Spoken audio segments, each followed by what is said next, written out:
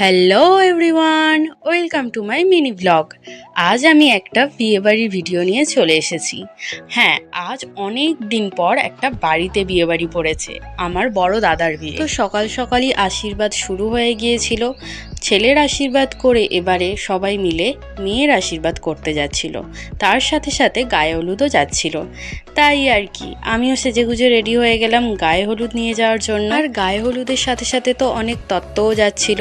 আর এই তত্ত্বগুলো কিন্তু আমরা সব বোনেরা মিলেই সাজিয়েছিলাম। যখন তত্ত্ব সাজাচ্ছিলাম তখন তো খুব মজা করে সাজিয়েছিলাম, কারণ অনেক দিন পর বাড়ির বিয়েবাড়ি পড়েছে। এরপর তো নতুন কনেরও আশীর্বাদ শুরু হয়ে গেল, আর গায়ে হলুদও শুরু হয়ে গিয়েছিল। আর বাড়িতেও দাদার গায়ে হলুদ চলছিল, তাই আমাদেরকে তাড়াতাড়ি বাড়ি ফিরতে হতো।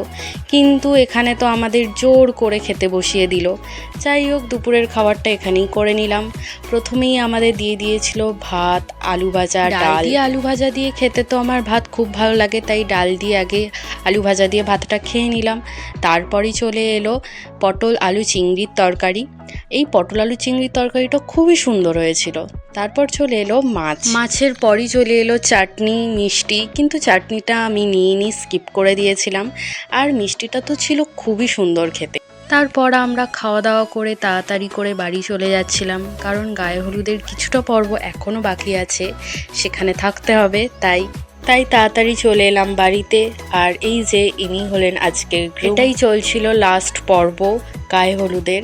আর এখানে দেখো, দুই ভাই বোনে তো আবার মারামারি শুরু করে দিয়েছে যে ওই পিড়েটাতে ওরা দুজনেই দাঁড়াবে। নিদবর তো বুঝতেই পারছে না ওর সাথে এটা কি হচ্ছে, ওর গালে এটা কি লাগিয়ে দিচ্ছে।